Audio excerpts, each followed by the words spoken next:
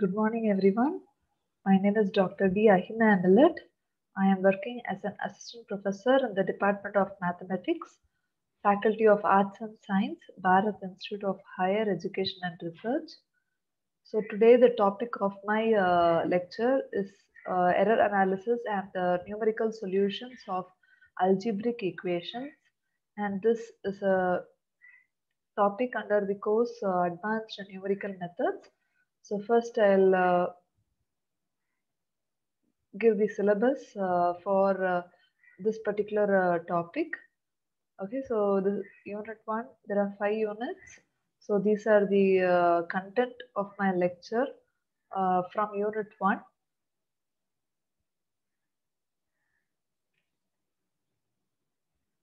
First we'll see and a small introduction about what a numerical analysis is. A numerical analysis is a branch of mathematics which studies the methods and the algorithms which is used for solving a variety of problems in different areas of today's life, such as mathematics, physics, engineering, medicine, and social and life sciences. So the main objective of numerical analysis is the investigation of finding new mathematical approaches for approximating the underlying problems, and also the development of the current algorithms and numerical schemes to make them more efficient and reliable. The advent of computers has revolutionized numerical analysis, and nowadays with parallel and supercomputers, the numerical computations has become more easier compared with the past, where solving simple problems take a long time, much effort, and require hard work. So in principle, the numerical analysis mainly focuses on the ideas of stability, convergence, accuracy, consistency, and error analysis. So in literature, the numerical analysis, also known as the scientific computing or scientific computation, numerics, and numerical mathematics. So in this numerical analysis can be divided into the following fields. Uh, Numerical solutions of linear algebraic equations, numerical solutions of nonlinear algebraic equations, interpolation and extrapolation, approximation theory and curve fitting, numerical differentiation, numerical integration, and so on. Okay, so these are certain fields which are incorporated in the numerical analysis, and this numerical analysis is dated back to the Babylonians' works in approximating the square root of 2. So during this long journey of evolution, many scientists has contributed to its development, and the progress among these are, we can name a few such as Lagrange, Gauss, Newton, Euler, Legendre, and Simpson.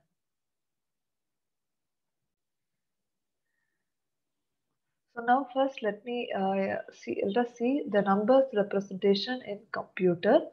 So human beings do arithmetic in their daily life using the decimal number system. So nowadays most computers use the binary number system. So we denote it as base 2. So we enter the information to computers using the decimal system, but computers transform them to the binary system by using the machine language. So let us see this definition. So let k be a real number, then k can be written in the following form. So k is equal to m cross 10 power n. So where m is any real number and the exponent n is an integer. Okay, so this notation is called the scientific notation or scientific form, and sometimes referred to as the standard form. So here is an example. So we have to write the following numbers in the scientific notation. So the first example is that 0.0000834. We can write it as 8.34 into 10 power minus 6. So we have to divide by uh, 10 10 power 6. Okay, so 10 power 6 in the sense. So after the decimal point, check how many spaces are there. So we have 1, 2, 3, 4, 5 and 6. So if we divide by 10 power 6, so we get this particular standard form. So which is equal to 8.34 into 10 power minus 6. Okay, so we bring the denominator to the numerator. The similar pattern, 25.45879 can also be written as 2.5545879. So we have to multiply by 10 power 1 or okay, so and similarly 34 lakhs or how many decimals, how many zeros here. Okay, so we'll be dividing or multiplying by we'll be dividing by 10 power minus 6.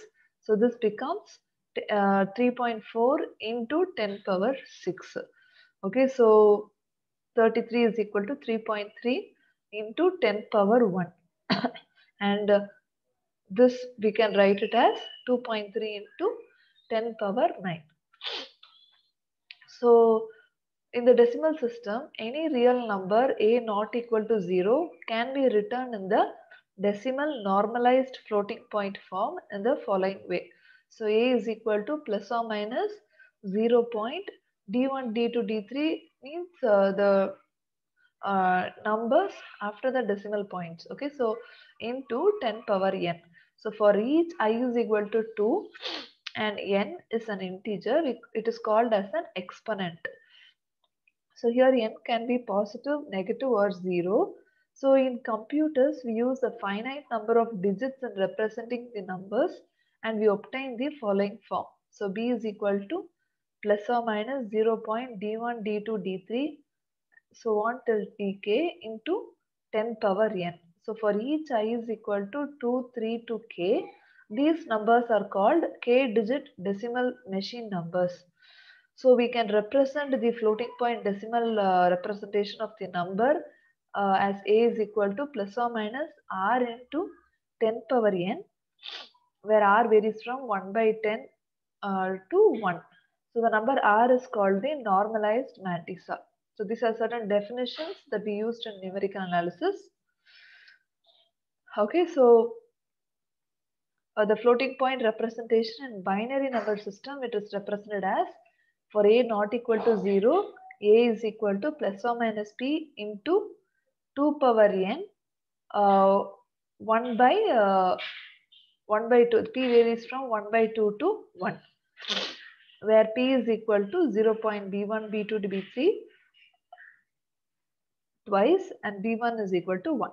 So now we move on to errors. So the occurrence of errors is unavoidable in the field of scientific computing.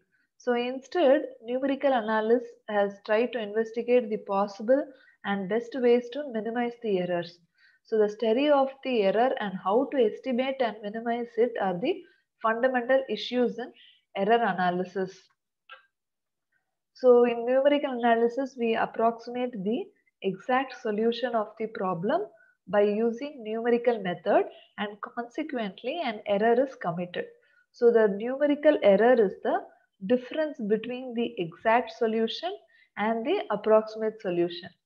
So let x be the exact solution of the underlying problem and x star is the approximate solution. Then the error in solving this problem is E is equal to x minus x star.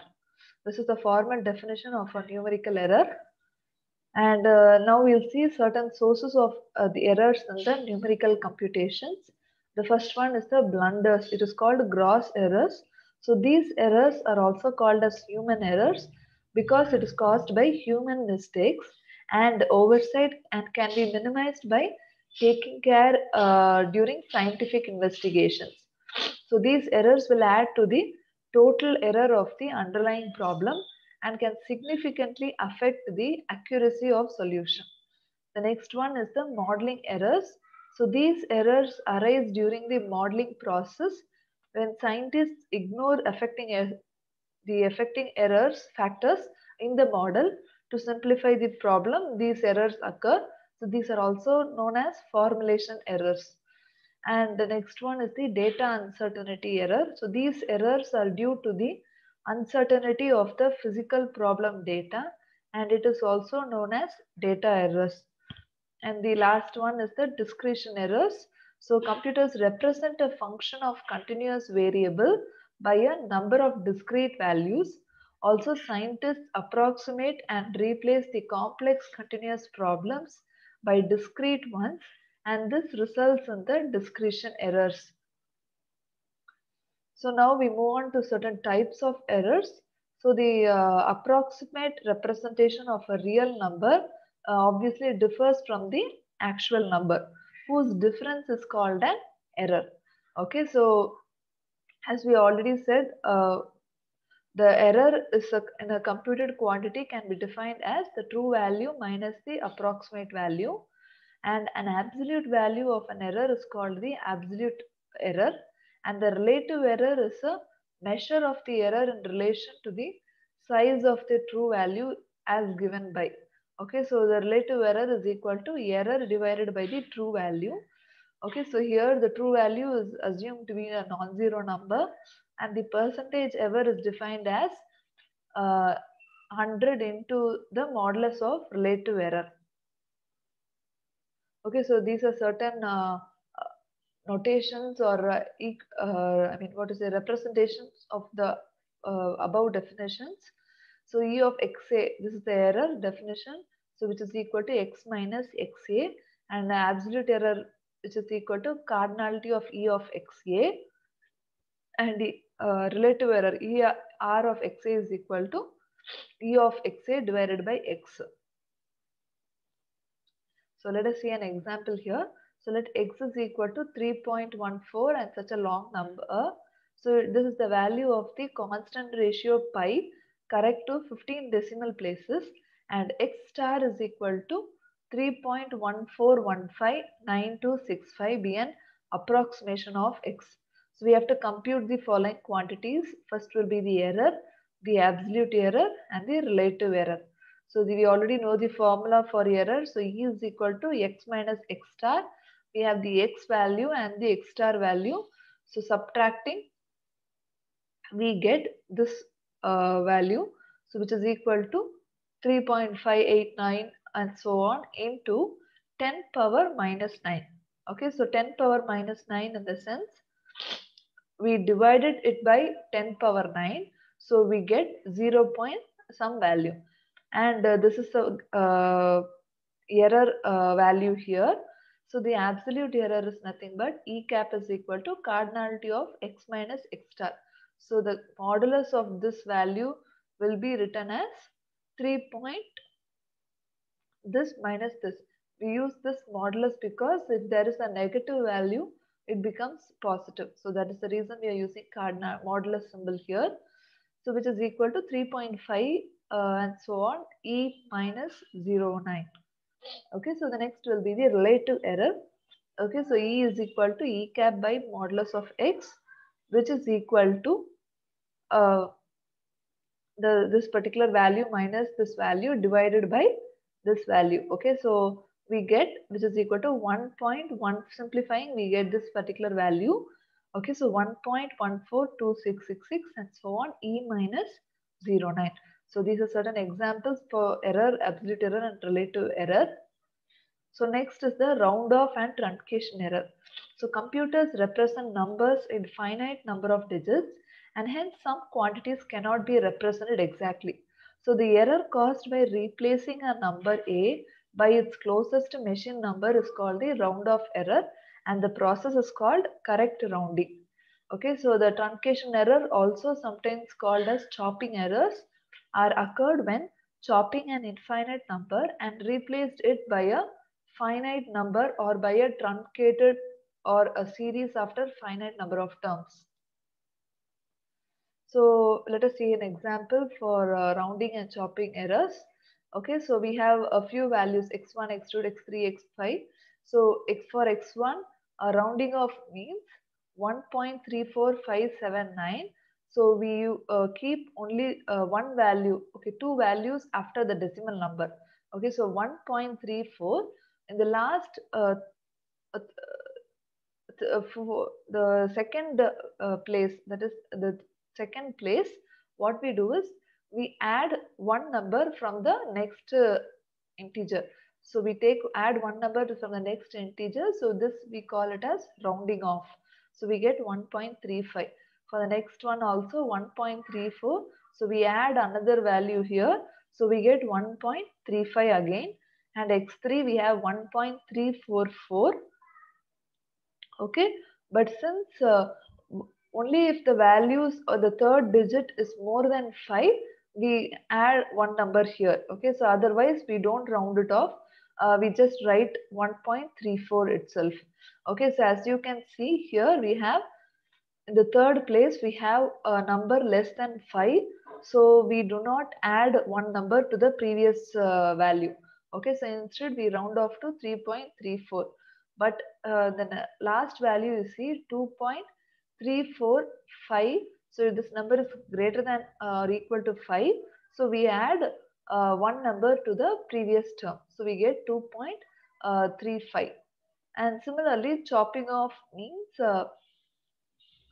we keep only two values after the decimal point. So we get 1.34, 1.34, 1.34 and 3.34 and 2.34. As you can see, the last three digits are all chopped off in the given values. Okay, so this is called as rounding off and chopping errors. So now we move to the propagation of relative error in arithmetic operations. So once an error is committed, it affects subsequent results as this error propagates through subsequent calculations.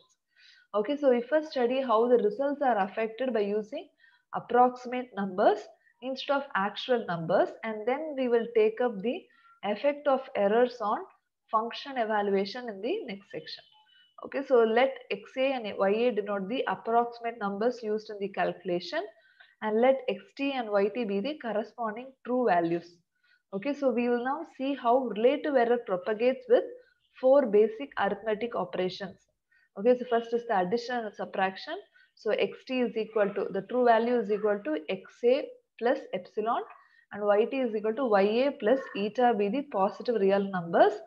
So the relative error is given as ER is of XA plus or minus YA, which is given by, to be equal to, we substitute the given values in the formula, and upon simplification we get ER of XA plus or minus YA is equal to epsilon plus or minus eta divided by XT plus YR.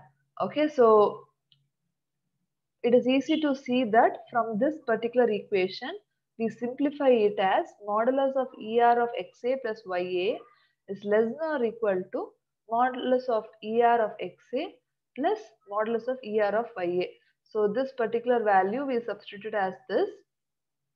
Okay, so as you can see, epsilon by xt gives modulus of ER of XA, relative error, and eta by yt gives modulus of ER of YA. So we get this equation, so which shows that the relative error propagates slowly in addition. Okay, so note that such an inequality in the case of subtraction is not possible. Okay, so this is the first observation that we have here. And next will be for multiplication. So for relative error of XA cross YA, we substitute in the given formula, and simplifying we get ER of XA cross YA is equal to ER of XA plus ER of YA minus ER of XA, ER of YA. So inserting the modulus symbol here on both sides, we get the less than or equal to symbol. Okay, so we have to note that this modulus of ER of XA and ER of YA are very small. That is, the relative error of YA are very small. So then the product is negligible when compared to the modulus of addition of the relative errors. So therefore, the above inequality reduces to modulus of ER of XA cross YA is less than or similar to modulus of ER of XA plus ER of YA, which shows that the relative error propagates slowly in multiplication. So next is for division. We do the same substitution method here. Okay, so simplifying, we have this particular value That is, modulus of ER of XA by YA is strictly less than ER of XA minus ER of YA, which is less than or equal to modulus of ER of XA plus ER of YA, which shows that the relative error propagates slowly in division. So next will be the total error. So the computed value of floating error of FL of X dot FL of Y. So this symbol denotes that it is a total error, calculation of total error involves an error when compared to the exact value, which comprises of, so error in FL of X and floating, this is called floating point approximation. Okay, so FL of X and FL of Y due to n digit rounding or chopping of X and Y respectively, and the error in FL of the floating point error of floating point number X into FL of Y due to n digit rounding or chopping of number. Okay, so the total error is defined as follows. So in which the first term on the right hand side is called the, this first term is called the propagated error, and the second term is called the floating point error. So the relative total error is obtained by dividing both sides of the above expression by x into y, x dot y. Okay, so when we divide this formula by this particular value, then we get the relative total error. So we'll move on to stability. So stability is one of the most important characteristic in any efficient and robust numerical scheme. So the numerical algorithm is called stable if the final result is relatively not affected by the perturbations during the computation process. Otherwise, it is called unstable. The stability notion is analogous and closely related to the notion of conditioning. So conditioning is a measure of how sensitive the output to small changes is in the input data. So in literature, conditioning is also called as sensitivity. So the problem is called well conditioned or insensitive if small changes in the input data lead to small changes in the output data. So the problem is called ill conditioned or sensitive if the small changes in the input data lead to big changes in the output data. So there only a small difference here. Okay, so if f is a differential function at x in its domain, then the conditional number of x, f at x is given as modulus of x into f dash of x by modulus of f of x, where f of x is not equal to 0. Okay, so next we see the definition of the condition number of a matrix. It is given as condition of A is equal to norm of A into norm of A minus A power minus 1, and where norm of A is equal to maximum of x not equal to 0 and norm of AX by norm of x. Okay, so an x is a m cross 1 column vector. So we have one remark here. The problem is said to be ill posed or sensitive if the condition number is strictly greater than or it converges to 1. Okay, so this symbol denotes convergence, so it converges to 1. And the problem is well imposed or insensitive if the condition number is strictly less than 1. So let us find the condition number of the function f of x is equal to root of x. So f of x is equal to root of x, which implies f dash of x is equal to 1 by 2 root x, where x is not equal to 0 here. So implies that the condition of f of x is equal to modulus of x into f dash of x by modulus of f of x, which is equal to modulus of, we substitute the given formula here, function values here. So x by 2 root x by modulus of root x, which is equal to 1 by 2. So this indicates that the small changes in the input data leads to changes in the output data of half size the changes in the input data. Okay, so this is one simple example. And the problem is well posed if it satisfies the following three conditions. If the solution exists, and if the solution is unique, and if the solution depends continuously on the problem data. So otherwise the problem is called ill posed. So the next definition is about accuracy.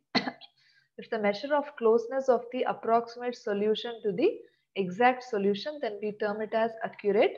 And if the precision means it is a measure of closeness of the two or more measurements to each other. So note that accuracy and precision are different and they are not related. The problem may be very accurate but imprecise and vice versa. Okay. So next we move on to convergence and order of approximation.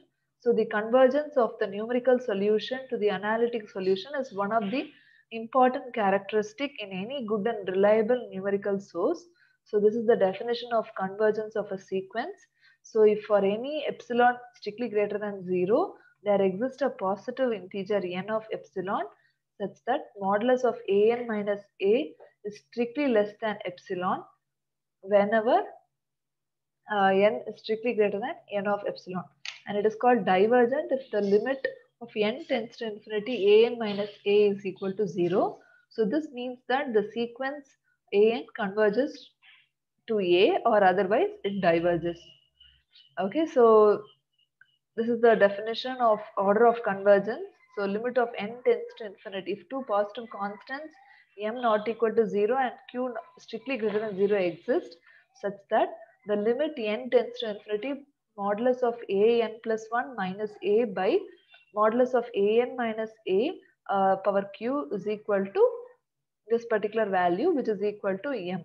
So then the sequence an is said to be convergent to a with the order of convergence q. So if q is equal to 1, the convergence is called linear. If q is equal to 2, the convergence is called quadratic. And if q is equal to 3, the convergence is called cubic. Okay, so note that the convergence gets more rapid as q gets larger and larger.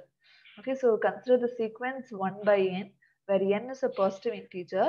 We have to observe that 1 by n tends to 0 as n tends to infinity. Okay, so if we put n is equal to 0 here, then 1 by 0 is nothing but infinity. So it follows that limit n tends to infinity, 1 by n is equal to 0. Okay, so next we move to the bisection method.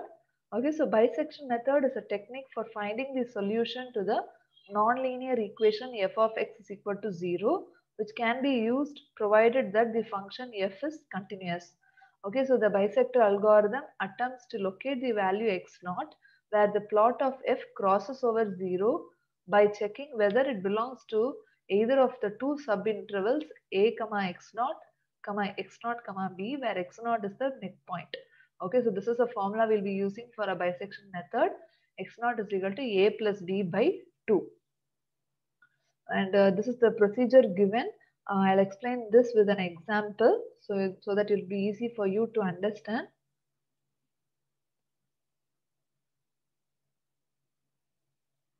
Okay, so we have to find a root of the equation x cube minus 3x plus 1 is equal to 0 lying between 1 and 2, correct to 3 decimal places using bisection method. So let f of x is equal to the given equation. So given root lies between 1 and 2. That is, they have given two roots here. So f of 1, we substitute the value of 1 in the given equation. So we get a negative value. And when we substitute 2 in the given equation, we get a positive value. So the roots lies between a negative and positive value. So therefore, x naught is equal to a plus b by 2, and x naught is equal to, so a plus b in the sense 1 and 2. So 1 plus 2 by 2 is equal to 3 by 2.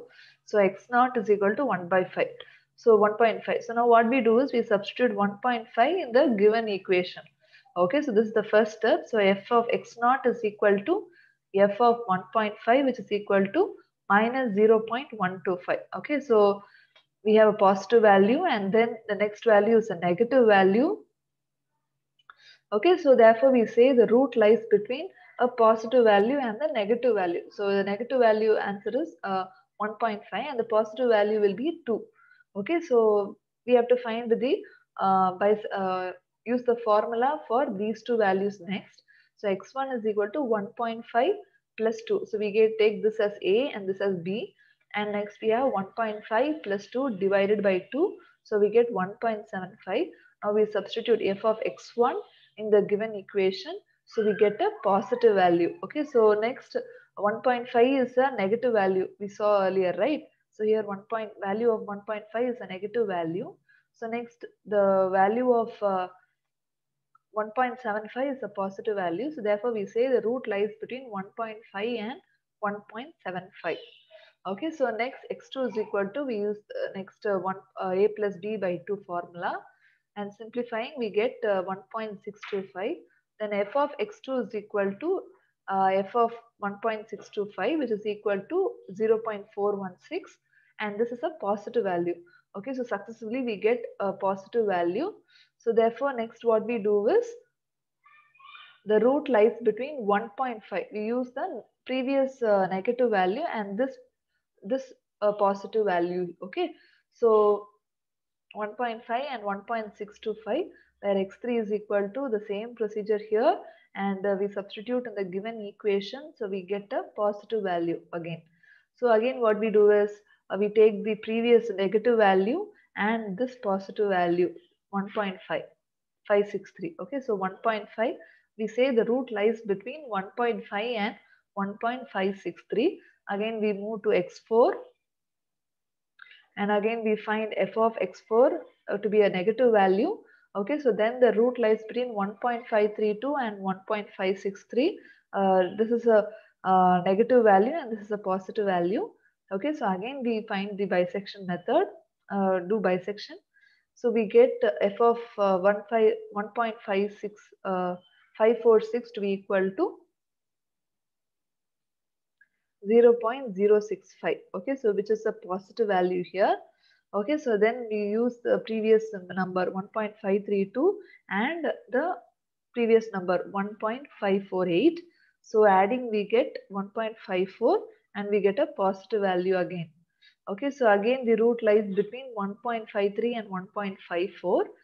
So we move, if there is a change of sign continuously, then we have to do so many bisections. Okay, so that is the main idea behind the bisection method. So we move to x7 and f of x7 we get a positive value, and again for x8 we get a positive value. Okay, so then again for x9 we get a positive value, and for x10 also we get a positive value. So if successively we do not get a negative value in the next successive substitutions, then we stop there. So since x9 and x10 are nearly equal, as you can see x9 value is 1.533, 1.533. So the approximate root is 1.533. So until we get a similar value in two places, we stop the bisection. Okay, so this is the idea behind the bisection method. So next we move to the Newton-Raphson method. Okay, so this method is applied to solve algebraic and transcendental equations. So the equations involving only algebraic quantities are called algebraic equations. So I'll give the formula. So we have to suppose x naught, f of x is a given equation. F of x is equal to 0 be the equation, and let x naught be an initial approximation of the root, and x naught plus h be the first approximation of the root. So substituting x is equal to x naught plus h in the given equation, we move to the Taylor series, and this is a method of solving the Newton-Raphson method. Okay, so you just have a look at it. I'll explain this with an example so that it will be easier for you to understand. Okay, so these are the two deductions that from the Newton-Raphson method. The square root of a number n is given by the formula xn plus 1 is equal to 1 by 2 into xn plus n by xn, and the reciprocal of a number n is given by the formula xn plus 1 is equal to xn into 2 minus capital N into xn. Okay, so solve x cube minus x minus 4 is equal to 0 by Newton-Raphson method. So let f of x is equal to x cube minus x minus 4. So therefore f of 0, if you substitute 0, then we have the value, a negative value. Okay, so next we substitute the value 1. So when we substitute 1, what we get? We again get a negative value here. Okay, so then we substitute 2, so we get a positive value here. So therefore we say when we get a positive and negative value successively, then we say f of 1 is a negative and f of 2 is negative positive. So therefore the root lies between 1 and 2. So what do you do is we take a initial approximation number x naught to be equal to 1.5, some number in between 1 and 2. So that is 1.5. So by Newton-Raphson method we have x1 is equal to x naught minus f of x naught by f dash of x naught. Okay, so x1 is equal to, we substitute 1.5 minus f of x naught value is nothing but we have to substitute the 1.5 in the given equation. So we get f of 1.5, we get minus 2.125 divided by, we have to differentiate the given equation. So in that equation we have to substitute 1.5. So we get 5.75, simplifying we get 1.87. And a similar way we substitute and find for x2 and also for, so here they have given the substitution here, like for x2 if you see f of x1, that is f of 1.87 is equal to the given value. Okay, so then f dash of 1.87 is nothing but 3 into 1.87 square minus 1, which is 9.491. Okay, so the right hand side is the substitution that we'll be using instead of this particular value. Okay, so like similarly we find for x3 also. So the value is 1.796 and for x4 we have 1.796. So here f of x3 value and f dash of x3 value is shown here. Okay, so since x3 and x4 are same, therefore the root is 1.796. So when the roots are, the points are similar, then we stop the method. Okay, so then this is called as the Newton-Raphson method. So next we move to the secant method. So secant method uses x1 and x2 as the starting values. So the root need not be between x1 and x2. Using the 2-point formula we obtain the following formula. So you have to take, remember this formula. We'll move into an example. Okay, so these are certain procedure steps involved to solve the secant method. Okay, so I'll explain this with an example so that it will be easy for you to understand. So we have to find the real root of equation x cube plus x minus 1, which is equal to 0, and the initial condition they have given x1 is equal to 0 and x2 is equal to 1 up to 3 decimal places.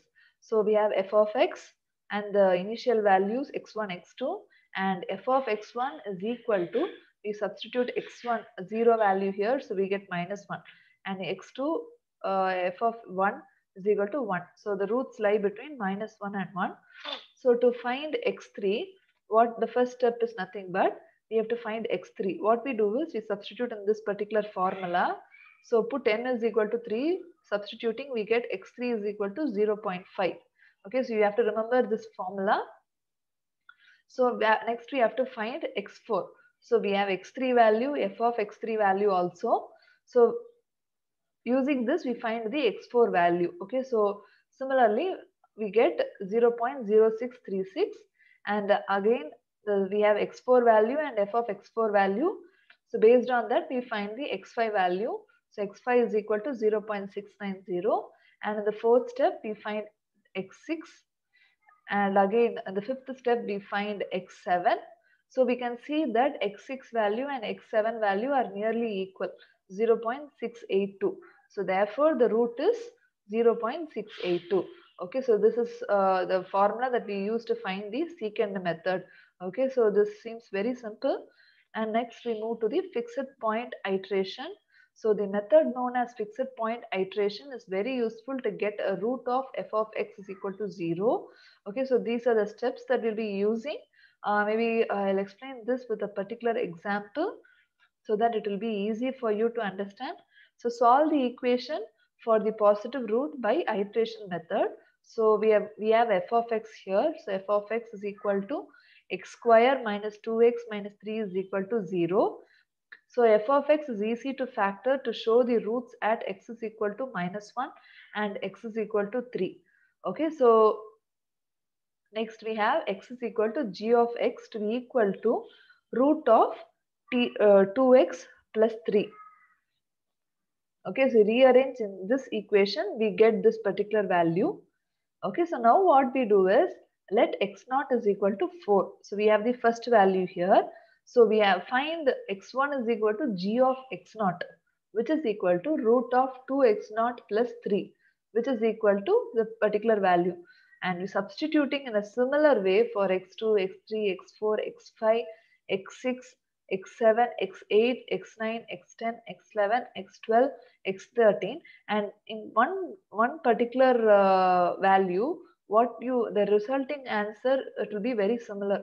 See here for x12 and x13, the resulting answer is very similar. Okay, so there we stop it. Okay, so here x12 is equal to x13, which is equal to 3, and correct to 5 decimal places means here we have 5 decimals here. Okay, so we cancel those 5 decimals, remove the 5 decimals. Okay, so that is the meaning. So hence the root is 3. Okay, so the method may converge to a different root from the expected one, or it may diverge. Okay, so in this lecture, we have seen the error analysis, sources of errors, propagation of errors, sensitivity and conditioning, floating point arithmetic and rounding errors, and certain methods like bisection method, Newton's method, secant method, convergence, and order of convergence. So this is the end of my lecture. Thank you for listening.